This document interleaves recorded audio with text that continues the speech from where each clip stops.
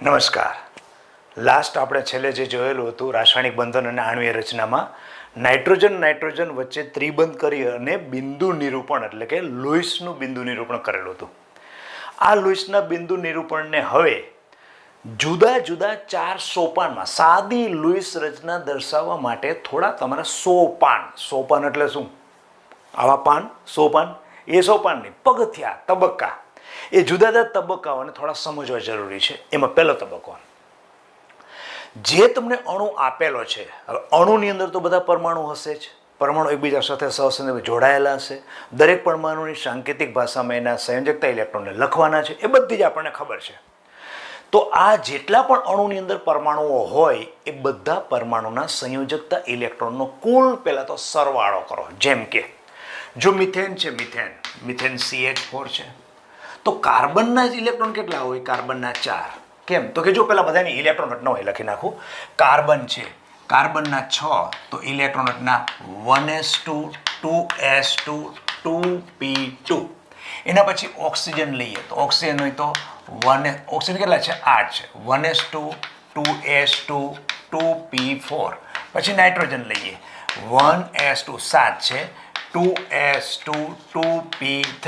Hydrogen આપને ખબર છે, 1s1. ઓકે, હવે આ બધાના મોટા ભાગના આપણે જે જરૂર પડવાના છે એ બધા મેં લઈ લીધા. હવે એમાં કાર્બન છે, એમાં કેટલા સંયોજકતા ઇલેક્ટ્રોન છે? જો સંયોજકતા ઇલેક્ટ્રોન એટલે છેલ્લી કક્ષા, એટલે બીજો શક્તિ સ્તર છે, એટલે કે પરમાણુનું કેન્દ્ર હોય. પહેલો શક્તિ સ્તર, બીજો શક્તિ સ્તર. પહેલા શક્તિ સ્તરમાં n બરાબર, બીજો શક્તિ સ્તર n બરાબર 2. 1માં કોણ છે? 1s, એમાં 2 ઇલેક્ટ્રોન છે. બીજાની અંદર 2 કક્ષક છે, 2s અને 2p. બેસમાં કેટલા છે? 2 અને pમાં 2. હવે કઈ કક્ષક છે મતલબ નથી, આ ઇલેક્ટ્રોન એના કેવા ગણાય? સંયોજકતા ઇલેક્ટ્રોન. તો સંયોજકતા ઇલેક્ટ્રોનની સંખ્યા કેટલી થઈ? તો એમાં 4 થયા. હાઇડ્રોજન કેટલા છે? 4 છે, તો 4 હાઇડ્રોજન, અને એમાં એકમાં એની પાસે એક જ ઇલેક્ટ્રોન છે. પહેલી શક્તિ સ્તર કહો, છેલ્લી કહો કે પહેલી કહો, એમાં સંયોજકતા કક્ષક એક જ છે, એટલે 1 ઇલેક્ટ્રોન એના થયા. એનો મતલબ કે ટોટલ ઇલેક્ટ્રોન કેટલા થયા? 8. એટલે પહેલું સોપાન કયું? પહેલું સોપાન એ કે જે અણુ તમે રચો છો, જે અણુ માટે લુઈસની ઇલેક્ટ્રોન રચના કરવા માગો છો, એ અણુની અંદર રહેલા પ્રત્યેક પરમાણુના સંયોજકતા ઇલેક્ટ્રોનનો કુલ સરવાળો કરો.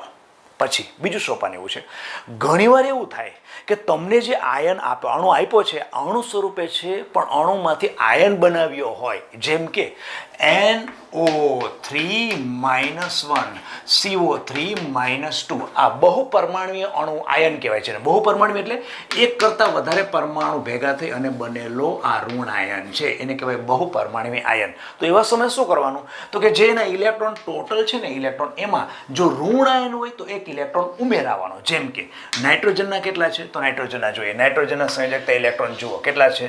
2 ને 3 5, એટલે 5 છે, વત્તા ઓક્સિજન 3 છે. હવે ઓક્સિજનના એકના કેટલા છે? ઓક્સિજન કેટલા છે? જો 4 ને 2 6, એનો મતલબ કે 6 થયા, અને વત્તા 1 કરશું. 1 કેમ? તો કે એની અંદર એક ઇલેક્ટ્રોન વધારે છે, તો જ ઉપર માઇનસ થયું હોય ને, એટલે પછી આ ઇલેક્ટ્રોન જે ટોટલ થાય છે એ ટોટલ તમે ગણી નાખો. એવી રીતે આની અંદર કાર્બનના લઈ લો સંયોજકતા ઇલેક્ટ્રોન, પછી ઓક્સિજનના સંયોજકતા ઇલેક્ટ્રોન લઈ લો, +2 લો, એટલે +2 થશે ને, કારણ કે -2 ઉપર એનો મતલબ કે 2 ઇલેક્ટ્રોન ઉમેરાયેલા છે. આવી જ રીતે કદાચ ધન આયન હોય, ચાલો NH4+ હોય, તો શું કરવાનું? એનો મતલબ કે આયનની અંદર એક ઇલેક્ટ્રોન ઓછો થઈ ગયેલો છે, એટલે તમારો ટોટલ ઇલેક્ટ્રોન સંયોજકતા ઇલેક્ટ્રોન આવે તો નાઇટ્રોજન નામને આપણે ખબર છે 5, વત્તા 4 કોણ છે? હાઇડ્રોજન. એનો મતલબ કે અહીંયા 5 ને 4 કેટલા થયા? 5 ને 4 9. એમાંથી એક ઓછો કરવાનો. કેમ? તો કે એક ઇલેક્ટ્રોન નીકળી ગયો છે, એટલે ટોટલ ઇલેક્ટ્રોન તમારા કેટલા ગણવાના? 8. આમ પહેલું સોપાન કહો કે બીજું સોપાન કહો, અલ્ટિમેટલી બધી વસ્તુ સેમ જ થઈ ગઈ. એક જ મિનિંગ તો એક જ થયો કે સંયોજકતા ઇલેક્ટ્રોન ટોટલ ગણી લો. જો એમાં ઋણભાર હોય તો એ ગણેલા ઇલેક્ટ્રોનમાં એક ઇલેક્ટ્રોન, જો એક ઋણભાર હોય તો 1 નાખો, 2 ઋણભાર હોય તો 2 નાખો, 3 હોય તો 3 નાખો. PO4 -3 છે, CO3 -2 છે. એવી રીતે જો એમાંથી ઇલેક્ટ્રોન નીકળી ગયેલા હશે તો આયન કેવા સ્વરૂપમાં હશે? ધન સ્વરૂપમાં. તો તમારે શું કરવાનું? ગણેલા ઇલેક્ટ્રોન, સંયોજકતા ઇલેક્ટ્રોન દરેક પરમાણુના ગણીને જે સરવાળો થયો છે એમાંથી ઇલેક્ટ્રોન તમે બાદ કરો, એટલે કે માઇનસ કરો. આ બીજું સોપાન કે ત્રીજું સોપાન જે કહીએ આપણે. એના પછી લાસ્ટ કે તમે જ્યારે અણુની રચના કરો ત્યારે એટલે કે માળખું રચો ત્યારે માળખાનું થોડું તમને આછું એવું જ્ઞાન હોવું જોઈએ. ત્યારે એવા શું કરવાનું કે જનરલી ઓછો વિદ્યુત ઋણ પરમાણુ છે. સામાન્ય રીતે બધામાં આવું થતું નથી, ભલે બુકીએ પણ હું કહું છું એવું થતું નથી. સામાન્ય રીતે ઓછો વિદ્યુત ઋણ પરમાણુને કેન્દ્રમાં રાખવામાં આવે અને બાકીના બધા વધુ વિદ્યુત ઋણ પરમાણુને બાહ્ય રાખવામાં આવે. જેમ કે NF3 છે તો આમાં વધુ વિદ્યુત ઋણ પરમાણુ, ફ્લોરિન તો ખબર છે, આખા આવત કોષ્ટકનો મેન્ડેલિફનો સૌથી મોટો ભિખારીનો સરદાર હોય એટલે વધુ વિદ્યુત જેની વિદ્યુતના 4 છે તો સૌથી વધારે વિદ્યુતતા કોની છે? ફ્લોરિન છે. તો આની ઓછી વિદ્યુતતા, આની વધારે. તો નાઇટ્રોજનની પાસે 3 તમે ફ્લોરિન રાખો છો. કેમ? તો કે વધુ વિદ્યુત ઋણ પરમાણુ ક્યાં રાખવાના? બહાર રાખવાના, અને ઓછો વિદ્યુત ઋણ પરમાણુ એને સેન્ટરમાં રાખવાનો એટલે કે કેન્દ્રમાં રાખવાનો. જનરલી આવું બનતું હોય છે. ઓકે, હવે આની ઇલેક્ટ્રોન રચના લખીને આ બધું કર્યા પછી આપણે જે લોઇસનું બિંદુ નિરૂપણ કરવાનું છે એની હું તમને સિમ્પલ એક રીત બતાવું. એ રીતથી તમે કરજો. જેમ કે પહેલાં એક સાદો અણુ લો અને પછી જટિલ એટલે કે હાર્ડ અણુમાં જતા રહેશો આપણે. પહેલો અણુ લો, દાખલા O2ની ઇલેક્ટ્રોન રચના લખવાની છે. જો હવે હું તમને જે રીત બતાવું ને એ રીતથી તમે કરજો. જો O2 લઈએ તો O2 છે તો O2માં ટોટલ ઇલેક્ટ્રોન કેટલા સંયોજકતા ઇલેક્ટ્રોન? તો ઓક્સિજનની અંદર 2 ઓક્સિજન છે. સંયોજકતા ઇલેક્ટ્રોન તમે O2ને જુઓ, ઓક્સિજનના સંયોજકતા ઇલેક્ટ્રોન કેટલા? 6 છે. એટલે 6 અને 6 ને 2 O છે એનો મતલબ કે ટોટલ ઇલેક્ટ્રોન કેટલા થયા? 12 ઇલેક્ટ્રોન ટોટલમાં સંયોજકતા ઇલેક્ટ્રોન છે. ઓકે, આટલો ખ્યાલ આવી ગયો. હવે એવું કરો, ધારો કે એક ઓક્સિજન અહીંયા છે અને એક ઓક્સિજન અહીંયા છે, બે વચ્ચે બંધન નથી. હું પાર્થ કહું છું, બે વચ્ચે બંધન નથી, ઇન્ડિવિજ્યુઅલ છે. અને લુઈસ કહે છે કે એનું અષ્ટક પૂર્ણ કરો. ચાલો, અષ્ટક પૂર્ણ કરવું હોય તો એની આસપાસ જોઈએ કેટલા? 8 ઇલેક્ટ્રોન જોઈએ. આ ઓક્સિજનને પૂરો કરવો હોય તો એની પાસે પણ કેટલા જોઈએ? 8 જોઈએ. એનો મતલબ કે ઇન્ડિવિજ્યુઅલ પડેલા હોય તો બંનેમાં ટોટલ ઇલેક્ટ્રોન જોઈએ કેટલા? આની પાસે 8 અને આની પાસે 8. એનો મતલબ 16 ઇલેક્ટ્રોન જોઈએ. આમ આપણે અષ્ટક પૂર્ણ કરવા માટે જો બંને પરમાણુ અલગ અલગ સ્વતંત્ર રીતે એકલ પરમાણુ હોય તો 8 ને 8 16 ઇલેક્ટ્રોન જોઈએ. આપણને ખબર છે અહીંયા એકલા નથી, એ તો બંધન જ કરવાના છે. બંધન કરશો એટલે 16 ઇલેક્ટ્રોન થશે ખરા, પણ બાકીના વચ્ચે આવી જશે. હવે વચ્ચે કેમ આવશે અને કેટલા આવશે ને એ હું તમને ગણતરી સમજાવું. તમારે જોઈતા હતા એકલના કેટલા? 16 ઇલેક્ટ્રોન જોઈતા હતા. એનો મતલબ કે 16 ઇલેક્ટ્રોન છે એ રિક્વાયર્ડ થાય. ક્યારે? જ્યારે એકલ પરમાણુ હોય ત્યારે. તમારી પાસે ટોટલ કરીને ઇલેક્ટ્રોન સંયોજકતા ઇલેક્ટ્રોન આવે છે કેટલા? તો કે 12 આવે છે.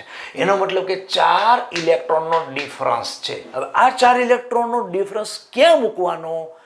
બંને જે ઓક્સિજન પરમાણુ હતા ને એની વચ્ચે મૂકી દો. બંનેની વચ્ચે છે ઇલેક્ટ્રોન મૂકો. ઓકે, ચાલો બંનેને અમે મૂકીશું. હવે આપણને ખબર છે કે પરમાણુ વચ્ચે જ્યારે એક બંધ હોય ને તો એક બંધમાં બંનેના એક ઇલેક્ટ્રોન હોય એટલે એક બંધમાં કેટલા ઇલેક્ટ્રોન આવે? 2. તો બીજો બંધ કરું તો પાછા 2 આવે, ત્રીજો બંધ કરું તો પાછા 2 આવે. તો આમ એક બંધમાં 2 ઇલેક્ટ્રોન સમાય છે. આ લેખે તમારે કેટલા 2 વચ્ચે મૂકવાના છે? 4. એનો મતલબ શું થયો કે બંને ઓક્સિજનની વચ્ચે તમારે કેટલા બંધ મૂકવાના? 2. મૂકી દઈએ. ચાલો, તો આ એક ઓક્સિજન, આ બીજો ઓક્સિજન, બે વચ્ચે મેં શું કર્યું? 2 બંધ. એટલે મારા આ 4 ઇલેક્ટ્રોન સમાઈ ગયા. આ 4 ઇલેક્ટ્રોન અંદર આવી ગયા. ઓકે, હવે તમારે આ ઓક્સિજનનું અષ્ટક પૂર્ણ કરવાનું. ક્યાંથી ચાલુ કરવાનું? આને લઈને, આને ગણીને કરવાનું. કરી આના 1 2 3 4 5 6 7 8 આ થઈ ગયા. હવે પહેલાનું કરવાનું એટલે એ પણ કેવી રીતે? આને ગણી કરવાના. તો 1 2 3 4 5 6 7 8. જો આના 6 ઇલેક્ટ્રોન થઈ ગયા, આના પણ 6 ઇલેક્ટ્રોન થઈ ગયા, અને ઓક્સિજન વચ્ચે દ્વિબંધ થઈ ગયું. હવે તમે આને દર્શાવવું હોય તો આવી રીતે આમ દર્શાવી શકો કે આ ઇલેક્ટ્રોન યુગ્મ આની ઉપર છે, આ ઇલેક્ટ્રોન યુગ્મ આની ઉપર છે, આ ઇલેક્ટ્રોન યુગ્મ આની ઉપર, અને આ ઇલેક્ટ્રોન આ તમારી રચના જે લુઈસની બિંદુ નિરૂપણની કરવાની હતી એ O2ની થઈ ગઈ. હવે આવું બીજું ઉદાહરણ લઈએ. ધારો કે CO છે તમારી પાસે. ચાલો CO, C અને O કરીએ. તો C ના કેટલા સંયોજકતા ઇલેક્ટ્રોન? C માં જોઈએ, C ના કેટલા ઇલેક્ટ્રોન છે? 4. ઓકે, 4 વત્તા ઓક્સિજનના કેટલા છે? ઓક્સિજનના કેટલા છે? 4 ને 2 6. એનો મતલબ 10 ઇલેક્ટ્રોન ટોટલ તમારા સંયોજકતા ઇલેક્ટ્રોન છે. ઓકે, હવે હું ઇન્ડિવિજ્યુઅલમાં આવી જાઉં. ઇન્ડિવિજ્યુઅલ આ પરમાણુ કાર્બન, આ પરમાણુ ઓક્સિજન, એનું અષ્ટક પૂર્ણ કરવું, આનું અષ્ટક પૂર્ણ, એ તો તમારે 8 જ ગણવાના છે. શીખ છે, કાર્બન હોય કે ગમે એવું હોય. 8 દૂને 16, 2 પરમાણુ છે એટલે 16 ઇલેક્ટ્રોન થયા. તમારી પાસે છે કેટલા? 10. એનો મતલબ કે તમારી રિક્વાયરમેન્ટ કેટલી છે? 16 ઇલેક્ટ્રોનની રિક્વાયરમેન્ટ છે. જો એકલ હોય તો ટોટલ આમાંથી માઇનસ કરો, એનો મતલબ કે 6 ઇલેક્ટ્રોનનો ડિફરન્સ છે. 6 ઇલેક્ટ્રોન તમારે એ 2 પરમાણુ વચ્ચે બંધમાં મૂકવાના છે. બંધમાં મૂકવાના. કોની કોની વચ્ચે? તો કે કાર્બન અને ઓક્સિજન. હવે 6 ઇલેક્ટ્રોન મૂકવા એટલે આ મેં 1 અને આ 2 મૂકી દીધા. 2 એક બંધમાં 2 આવે, એને પાછો બીજા મેં મૂક્યા 1 અને 2, પાછું ત્રીજું એટલે 1 અને 2. એનો મતલબ કે તમારા 6 ઇલેક્ટ્રોન અંદર આવી ગયા. ક્લિયર? હવે કરીએ આનું અષ્ટક પૂર્ણ કરીએ. તો આના માટે સહસંયોજક બનશે એટલે આખું ગણાય ને, આ આખા ગણાય કે નહીં? તો આ 1 2 3 4 5 6 7 અને 8. ઓકે, એવી રીતે પહેલાના ગણીએ ચાલો. તો એના માટે પણ આખા ગણાય કે નહીં? તો 1 2 3 4 5 6 7 અને 8. ઓકે, આમ આખું બંધની ઇલેક્ટ્રોન રચના પ્રમાણે કરવું હોય તો આમ કરી અને આની ઉપર આ અબંધકારક ઇલેક્ટ્રોન, આ ઓક્સિજન ઉપર અબંધકારક ઇલેક્ટ્રોન, આ તમારી રચના એ કોની થઈ ગઈ? સીઓની થઈ ગઈ. ઓકે, હવે એના પછી ત્રીજું લઈએ. તારો દાખલા ત્રીજું છે NO3 -2. NO2 લઈએ ચાલો. NO2 -1. જોજો આની અંદર -1 છે. હમણાં મેં તમને કહ્યું. નાઇટ્રોજન લઈએ તો નાઇટ્રોજન કેટલા? નાઇટ્રોજન છે એમાં કેટલા? 2 ને 3 5, અને 5 ઇલેક્ટ્રોન નાઇટ્રોજનના સંયોજકતા ઇલેક્ટ્રોન છે. 2 છે ઓક્સિજન, તો ઓક્સિજનના કેટલા છે? ઓક્સિજન છે 4 ને 2 6, એનો મતલબ કે 6 ઇલેક્ટ્રોન અહીંયા મૂકીએ, વત્તા 1 ઇલેક્ટ્રોન વધારાનો છે એટલે અહીંયા લખવો પડશે. તો આમ થઈ ક્યારે? 6 દૂને 12, 12 ને 6 18, એનો મતલબ કે 18 ઇલેક્ટ્રોન તમારા છે ઓલરેડી. હવે તમારે જોઈએ કેટલા? તો પરમાણુ જુઓ, 2 ને 1 3, 3 પરમાણુ, એક પરમાણુ, બીજો પરમાણુ, ત્રીજો પરમાણુ, 8 8 8, એકલ પરમાણુ વાત છે. 8 8 અને 8, 8 તેરીને 24. જો એકલ પડેલા હોય તો 24 ઇલેક્ટ્રોન તમારે ટોટલ જોઈએ. તો 24 ઇલેક્ટ્રોન જોઈએ છે એનો મતલબ કે રિક્વાયર છે. કહેવામાં એકલ પરમાણુ હોય ત્યારે. તો એનો મતલબ કે ડિફરન્સ કેટલો રહ્યો? 18 ને 2 20 ને 4 24, એનો મતલબ કે 6 ઇલેક્ટ્રોનનો ડિફરન્સ રહ્યો. હવે આ 6 ઇલેક્ટ્રોન તમારે અંદર બંધ તરીકે મૂકવા પડે, બંધમાં સમાવવા પડે, અને એક બંધમાં તમે જાણો છો કે 2 ઇલેક્ટ્રોન આવે. તો કરીએ. તો નાઇટ્રોજન ને 2 ઓક્સિજન ગોઠવીએ. આ નાઇટ્રોજન છે, નાઇટ્રોજન અને 2 ઓક્સિજન. આવી રીતે અહીંયા એક ઓક્સિજન અને એક ઓક્સિજન અહીંયા. તમારે કેટલા ઇલેક્ટ્રોન ગોઠવવાના છે? 6 ગોઠવવાના છે. તમારી પાસે બંધ કેટલા હોવા જોઈએ? તો કે 3 હોવા જોઈએ. તમે કેટલા કર્યા? 2. એનો મતલબ એક હજી વધારે કરવો પડે. તો અહીં હું કરી નાખું, એક બંધ મેં કરી નાખો. ક્લિયર? ચાલો હવે ઇલેક્ટ્રોન મૂકીએ. તો અહીંયા 1 2 3 4. આના મારે પૂરા કરવા હોય તો 1 2 3 4 5 6 7 અને 8, 8 થઈ ગયા. હવે પછી આના પૂરા કરવા હોય તો 1 2 3 4 5 6 7 અને 8. ક્લિયર? એ તો પહેલાના પૂરા કરવા હોય તો 1 2 3 4 5 6 7 અને 8, એના 8 થઈ ગયા. ઓકે, જોઈએ હવે આ ઓક્સિજનનું અષ્ટક પૂર્ણ છે તો કે આનું અષ્ટક પૂર્ણ છે કે નહીં? જોઈ લી. અષ્ટક પૂર્ણ એટલે પોતાના સંયોજકતા ઇલેક્ટ્રોન છે કે નહીં પોતાની આસપાસ? અષ્ટક તો પૂર્ણ છે જ. તો 1 2 3 4 5 6 7 8 અષ્ટક પૂર્ણ છે. એનો મતલબ કે આના સંયોજકતા ઇલેક્ટ્રોન છે એટલા પૂરા જ છે. એવી રીતે નાઇટ્રોજનમાં કેટલા હોય? 1 2 3 4 ને 5. તો નાઇટ્રોજનના 5 5 છે. નાઇટ્રોજનના 5, હા 5 5 છે. ઓકે, આ ઓક્સિજનની અંદર જુઓ, આ ઓક્સિજનમાં કેટલા થાય છે? તો કે 1 2 3 4 5 6 ને 7. એનો મતલબ એક ઇલેક્ટ્રોન અહીંયા એની સંયોજકતા કક્ષકના ઇલેક્ટ્રોન કરતાં વધી ગયો. તેથી કરીને આ ઓક્સિજન ઉપર કેવો થાય ભાર? માઇનસ. તો આખા અણુને લખાય કેમ? Oxygen, nitrogen, oxygen. અહીંયા 1 2 3 4 5 6 એટલે 2 પાછા 2 અને પાછા 2 નાઇટ્રોજન ઉપર અહીંયા 2, અહીંયા 1 2 અને અહીંયા, તો આ બાજુ 2 અને અહીંયા 2, આ 2 અને આ 2, આ 2 અને આ 2. આવું કર્યા પછી ઉપરના ભાગમાં શું કરવું પડે? -1. એ કયો -1 હતો? આ ઓક્સિજન છે ને એનો -1 હતો. આ રચના થઈ ગઈ NO2 -1. હવે આવી થોડી ટફ લઈએ, ચાલો ટફ રચના લઈએ. O3. ઓકે, 3 છે અને ઓક્સિજન છે, તો ઓક્સિજનના કેટલા? ઓક્સિજનના 6. એનો મતલબ કે અહીંયા 6 લખીએ તો ટોટલ ઇલેક્ટ્રોન કેટલા થયા? 18 ઇલેક્ટ્રોન છે. હવે ઓક્સિજન ઓક્સિજન ઓક્સિજન ત્રણે અલગ પડેલા છે.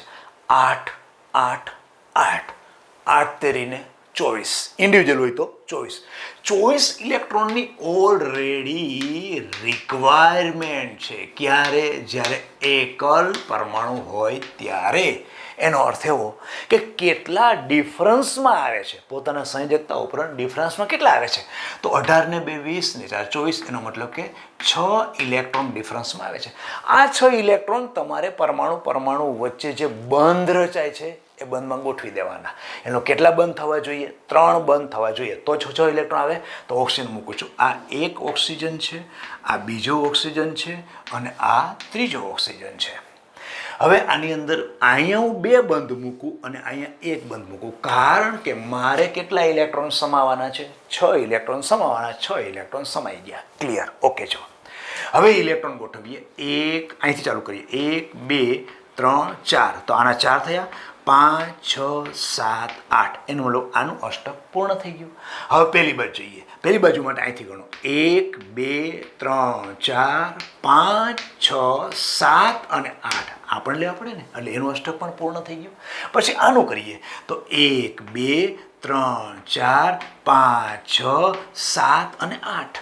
ઓકે, બધા અષ્ટક પૂર્ણ થઈ ગયા. હવે જોઈએ શું આ ઓક્સિજનનું પોતાના સંયોજકતા ઇલેક્ટ્રોન પોતા પાસે છે? તો કે છે. 1 2 3 4 5 6 અષ્ટક તો 2 મળવાના થઈ જ ગયેલા છે. તો આ ઓક્સિજનના પોતાના સંયોજકતા ઇલેક્ટ્રોન પોતા પાસે છે. જુઓ કેટલા? તો કે 1 2 3 4 5. એક ઓછો છે, એનો મતલબ આ થયો પ્લસ.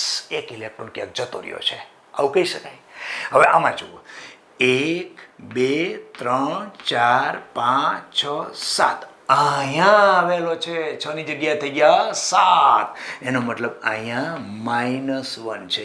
યસ, આની ઉપર પ્લસ છે, આની ઉપર માઇનસ છે, એનો મતલબ 0 થઈ ગયો બેલેન્સ. અને આની ઉપર તો કાંઈ છે નહીં. આ જ આપણને આગળ જઈને નિયમનિષ્ઠ ભાર છે એમાં આ આપણે સમજવાનું આવશે. આ થઈ ગઈ આખા ઓઝોનની રચના. હવે એને તમે કઈ રીતે લખી શકો? તો કે ઓક્સિજન, અહીંયા ઓક્સિજન, અહીંયા ઓક્સિજન. આ ઓક્સિજન ઉપર શું કરશો? તો કે આવી રીતે અબંધકારક ઇલેક્ટ્રોન યુગ્મ છે. આની ઉપર કેટલા અબંધકારક ઇલેક્ટ્રોન યુગ્મ છે? 2. તો 2 કક્ષકો આવી દર્શાવી અને એની ઉપર અબંધકારક ઇલેક્ટ્રોન યુગ્મ લખો. આની ઉપર કેટલા છે? આ છે, આ છે અને આ છે. એનો મતલબ કે 3 અબંધકારક ઇલેક્ટ્રોન યુગ્મ પડેલા છે. આ એક જોડકું, આ બીજું જોડકું અને ત્રીજું. આ આપણી રચના થઈ ગઈ ઓઝોન. ઓઝોનની રચના થઈ. હવે પાછો આનાથી આગળ બીજો પાછો એક અણુ લઈએ. ચાલો હજી એક લઈએ. CO3 -2. CO3 -2 નો અણુ કેવો છે? થોડું કન્જસ્ટેડ આવતું જાય છે, તકલીફ થોડી પડશે, પણ હું કહું છું એ 2 થી 4 સરળ નહીં વાંધો આવે. CO3 -2, CO3 -2 એટલે કે 2 -2 કરીએ. ચાલો તો પેલા કાર્બનના ઇલેક્ટ્રોન કેટલા? કાર્બનના સંયોજકતા ઇલેક્ટ્રોન કેટલા? 2 ને 2 4. Yes, okay. 3 અને ઓક્સિજન. ઓક્સિજન કેટલા છે? ઓક્સિજન છે એના 6 ઇલેક્ટ્રોન છે. 4 ને 2 6 વત્તા આ 2 ઇલેક્ટ્રોનને મૂકવા પડશે, કારણ કે -2 છે. તો કરીએ ચાલો. તો 4 આ 6 3 18, 18 ને 2 20, 20 ને 4 24. એનો મતલબ કે 24 ઇલેક્ટ્રોન ટોટલ જોઈએ છે ને. 6 3 18, 18 ને 2 20, 20 ને 4 24. હવે ટોટલ પરમાણુ કેટલા છે? પરમાણુ કેટલા? 3 ઓક્સિજન ને 1 કાર્બન. કેટલા થયા? 4 પરમાણુ થયા. તો 1 2 3 4 ચારે ચાર પરમાણુ અલગ અલગ પડેલા હોય, દરેકનું લુઈસના મતે અષ્ટક પૂર્ણ થાય તો જ એ સ્થાયી રચના પ્રાપ્ત કરે છે. આપણે લુઈસના બેઝથી ચાલીએ છીએ, રસિકલાલ કે મગનલાલના બેઝથી ચાલતા નથી, અષ્ટક પૂર્ણ કરીએ છીએ અત્યારે. તો ચારે ચારને સમજો કે અષ્ટક પૂર્ણ કરવું છે. 4 4 4 4 8 ચોકને 32. ટોટલ રિક્વાયરમેન્ટ ઇલેક્ટ્રોનની કેટલી છે? 32 ઇલેક્ટ્રોન રિક્વાયરમેન્ટ છે જો એ પરમાણુ એકલ હોય તો બેની વચ્ચે માઇનસ કરીએ તો કેટલા થાય? 24 ને 36 ને 2 32. એનો મતલબ કે 8 ઇલેક્ટ્રોનની રિક્વાયરમેન્ટ. ટોટલ 8 ઇલેક્ટ્રોન રિક્વાયરમેન્ટ નહીં, પણ તમારે બંધમાં ગોઠવવાના છે. ઓકે, તો કેટલા બંધ લેવા પડે? તો એક બંધમાં 2 ઇલેક્ટ્રોન છે, તમારે 8 ઇલેક્ટ્રોન ગોઠવવાના છે. એનો મતલબ તમારે 4 બંધ કરવા પડે. તો કરીએ. કાર્બનને વચ્ચે લઈએ છીએ, આ કાર્બન છે, એના પછી એક ઓક્સિજન અને એક ઓક્સિજન. અહીંયા 3 લઈએ છીએ, આ એક ઓક્સિજન છે, આ એક ઓક્સિજન છે અને એક ઓક્સિજન છે. 3 તમે ઓક્સિજન લીધા. હવે તમારે બંધ કેટલા કરવાના છે? તો કે 8 ઇલેક્ટ્રોન સમાવવા માટે 4 બંધ કરવા પડે. 4 બંધ કરવા માટે કોઈ એક ઓક્સિજન સાથે હું દ્વિબંધ કરું છું. 4 બંધ તમારા થઈ ગયા. અષ્ટક પૂર્ણાંક ત્યાંથી જ ચાલુ કરો, દ્વિબંધથી ચાલુ કરો. કરીએ ચાલો. તો અહીંયા 1 2 3 4 એના ગણાશે ને, 1 2 3 4 5 6 7 8. ક્લિયર થઈ ગયું? પછી આ કાર્બનના ગણો. તો 1 2 3 4 5 6 7 8. એના તો એમનું જ પૂરા થઈ જાય છે. તો આ ઓક્સિજનના ગણો. તો કે 1 2 3 4 5 6 7 8. પહેલા ઓક્સિજનના ગણો. તો કે 1 2 3 3 4 5 6 7 8. ઓકે, ક્લિયર થઈ ગયું? જોઈએ હવે આ ઓક્સિજનની સંયોજકતા કક્ષકના ઇલેક્ટ્રોન 6 ઇલેક્ટ્રોન છે કે નહીં? તો કે છે. જો 1 2 3 4 5 6. એનો મતલબ કે 6 ઇલેક્ટ્રોન સંયોજકતાના એલા છે જ. ઓક્સિજનમાં 6 ઇલેક્ટ્રોન છે જ. 4 ને 2 6. આને જોઈએ. તો અહીંયા 1 2 3 4 5 6 7. 1 ઇલેક્ટ્રોન વધારે છે. એનો મતલબ અહીંયા 7 ઇલેક્ટ્રોન છે. સંયોજકતા કરતાં 1 વધારે છે. એનો મતલબ કે આ ઓક્સિજન ઉપર માઇનસ ભાર છે. એવી રીતે અહીંયા જુઓ, કાર્બન અહીંયા ઓક્સિજન જોઈએ તો 1 2 3 4 5 6 7. અચ્છા, અહીંયા પણ 7 ઇલેક્ટ્રોન છે. એનો મતલબ કે સંયોજકતા કરતાં વધારે છે. એનો મતલબ કે -1 છે. કાર્બનના પોતા પાસે 4 છે. તો અહીંયા 1 2 3 4. એનો મતલબ એનું અષ્ટક તો પૂર્ણ જ છે. તો અહીંયા 2 માઇનસ કેમ આવ્યું? એટલા માટે આવેલું છે કે તમે શું કરેલું છે? -2. તો અણુને લખાય કઈ રીતે? લખાય આ રીતે. તો કાર્બન, એના પછી ઓક્સિજન, અહીંયા દ્વિબંધ ઓક્સિજન, અહીં એક બંધ ઓક્સિજન, નીચે તમે દ્વિબંધ કર્યો છે એ. પછી એના ઇલેક્ટ્રોન યુગ્મને આવી રીતે બંધકારક, આપણે અબંધકારક ઇલેક્ટ્રોન યુગ્મની કક્ષક તરીકે દર્શાવો. અહીં કેટલા છે? 1 2 અને 3. તો પછી અહીંયા 1 2 અને 3, અહીંયા 2, અહીંયા 2 અને અહીંયા 2. અહીં કેટલા છે? તો કે 1 2 અને 3. એટલે કે અહીંયા 2, પાછા અહીંયા 2 અને પાછા અહીંયા 2. આખો અણુ આવી રીતે કરી અને ઉપર તમારે -2 લખો. અને -2 કોનું છે? તો કે એક ઓક્સિજનનો આ માઇનસ છે અને બીજો માઇનસ આ ઓક્સિજનનો છે. એટલે આખો અણુ તમારે આ રીતે લખવો પડે. હજી પાછો એક લઈએ, થોડો કન્જસ્ટેડ લઈએ, મોટો અણુ લઈએ ચાલો, કે જેમાં મિક્સ છે અને થોડું અપવાદ વસ્તુ શું છે એ હું તમને બતાવું. નવો અણુ જે હું લઉં છું એ છે, જો આ બધી વસ્તુ હું તમને જે ટ્રીકને હું આપું છું એ ફક્ત ને ફક્ત કોના માટે છે? આના પછી અષ્ટકના નિયમની મર્યાદા આવશે. મર્યાદા એટલે ઘણાના અષ્ટક ન પણ પૂરા થયા હોય તો પણ સ્થાયી છે, અને અષ્ટક કરતાં વધારે ઇલેક્ટ્રોન હોય તો પણ સ્થાયી હોય, અને બેકી સંખ્યા ન હોય ને એકી સંખ્યા હોય તો પણ સ્થાયી હોય. એ બધી મર્યાદામાં છે. આ બધું મર્યાદા નથી અને સચોટ રીતે લુઈસ બંધારણ પ્રમાણે દોરી શકાય છે. એના માટે હું કહું છું. તો બેના પછીનું છે HNO3 લો. ચાલો, HNO3, HNO અને 3, HNO3. હવે જુઓ, હાઇડ્રોજનના કેટલા ઇલેક્ટ્રોન? હાઇડ્રોજનનો તો એક જ છે, એટલે આ 1 થયો, આ 1 પ્લસ નાઇટ્રોજન કેટલા છે? નાઇટ્રોજન કેટલા? 3 ને 2 5, એટલે આ 5 થયા, વત્તા 3 ઓક્સિજન કેટલા છે? 4 ને 2 6. ઓકે, ટોટલ ઇલેક્ટ્રોન કરીએ. 6 3 ને 18, 18 ને 2 20 અને 4 24, એટલે 18 ને 6 24 છે ને. 6 3 ને 18, 18 ને 6 24. 24 ઇલેક્ટ્રોન રિક્વાયર્ડ છે. ટોટલ રિક્વાયર્ડ 24 ઇલેક્ટ્રોન ઓલરેડી સંયોજકતા ઇલેક્ટ્રોન બધા પરમાણુના ટોટલ થઈને 24 થાય છે. હવે ધ્યાને રાખવાનું છે કે આટલો ભાગ છે ને એ અષ્ટક પૂર્ણ કરી શકે. એટલે શું વળી સર?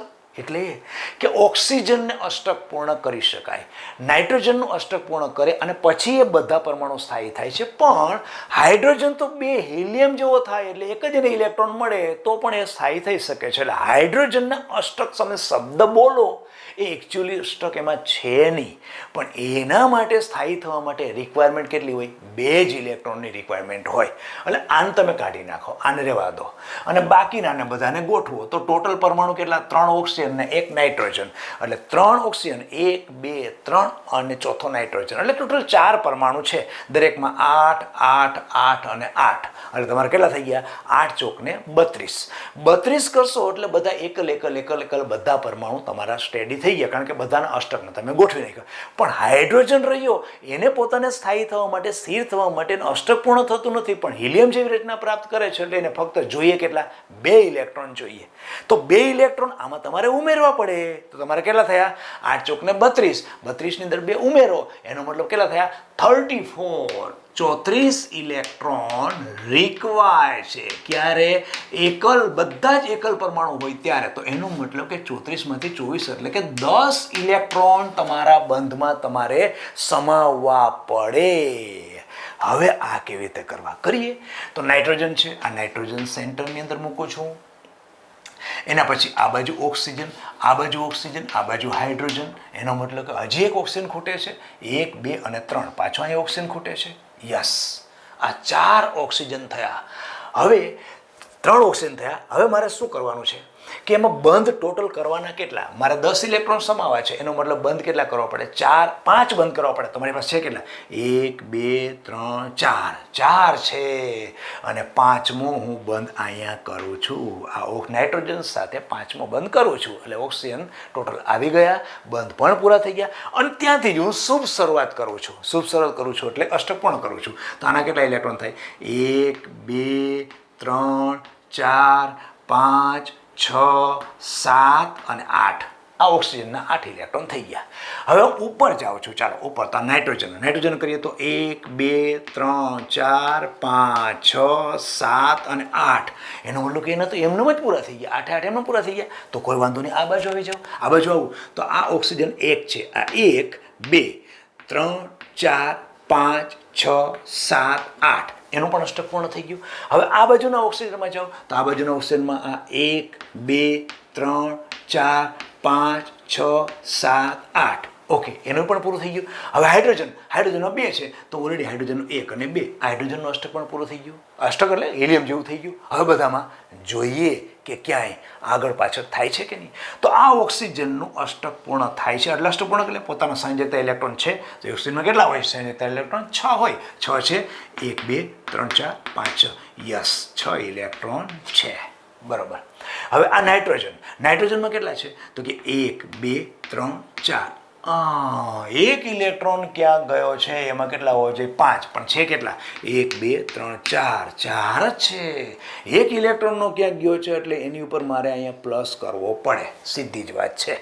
ઓકે, તો પછી આ બાજુ જોઈએ. ચાલો આ બાજુ આ નાઇટ્રોજનના મેં 5 કરી નાખ્યા, 5ની જગ્યાએ 4 થયા. તો ઓક્સિજનનું કેવું છે? આ ઓક્સિજનના શું 6 ઇલેક્ટ્રોન થાય છે? તો કે 1 2 3 4 5 6 7. એક ઇલેક્ટ્રોન વધારે છે ઓક્સિજનમાં, 6 કરતાં વધારે. એનો મતલબ કે અહીંયા 7 ઇલેક્ટ્રોન છે. એનો મતલબ કે અહીંયા -1 આ ઓક્સિજન ઉપર છે. જોઈએ પહેલી બાજુ અહીં શું થાય છે? તો કે આ 1 2 3 4 5 અને 6. એનો મતલબ આનું અષ્ટક પૂર્ણ થઈ જાય છે. અને હાઇડ્રોજનનું શું? તો કે હાઇડ્રોજન પાસે 1 હતો અને 1 આવ્યો હતો. હાઇડ્રોજનનો તો પોતે એક પોતાનો જ હતો. આ સંયોજકતા 1 જ છે ને. સંયોજકતા ઇલેક્ટ્રોન કેટલો છે? 1 છે. આખી આ રચના થઈ ગઈ HNO3. કે હવે જ્યારે દોરવી હોય તો તમે કરશો શું? દોરવી હોય તો શું કરશો? તો કે નાઇટ્રોજન છે, એના પછી આ બાજુ શું કરો છો? ઓક્સિજન, આ બાજુ ઓક્સિજન, અહીંયા હાઇડ્રોજન, અહીંયા દ્વિબંધ ઓક્સિજન. હવે દ્વિબંધ પછી અહીં કેટલા બંધકારક ઇલેક્ટ્રોન યુગ્મ છે? એટલે 2 તમે એક કક્ષક દોરશો. 2માં એક ઇલેક્ટ્રોન યુગ્મ મૂકશો.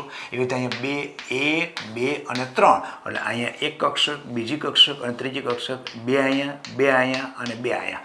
એવી રીતે નાઇટ્રોજન ઉપર અહીંયા પ્લસ મૂકશો અને અહીંયા શું થશે, આ માઇનસ થશે એટલે પ્લસ અને માઇનસ 0 થઈ જશે. પછી ઓક્સિજન ઉપર 1% 2 ઉપર અને 2 નીચે એટલે કક્ષકો તમે આવી દર્શાવી. આ આખો અણુ તમારો થઈ ગયો HNO3 નાઇટ્રિક એસિડનો આખો અણુ પતી ગયો. તો આજે આપણે લુઈસનું બિંદુ નિરૂપણ જુદા જુદા ઘણા અણુઓ જેવા કે O2 CO NO2 -1 O3 CO3 -2 અને લાસ્ટ HNO3 જોયું. અને હવે નવા ટોપિકની અંદર જઈએ, નિયમનિષ્ઠ ભાર. પણ એવું થશે બેટા કે જો નવું ટોપિક લેશું તો વિડીયો લેક્ચર બહુ લાંબો થઈ જશે. એટલે એક કામ કરીએ, અત્યારે આપણે આ ટોપિકને ક્લોઝ કરીએ અને ફરીથી પાછા આ જ ઉત્સાહ અને ઉમંગ સાથે અને નવા ટોપિક સાથે ફરીથી બહુ શોર્ટ ટાઈમમાં મળીશું. વધુ આવતા અંકે. નમસ્કાર.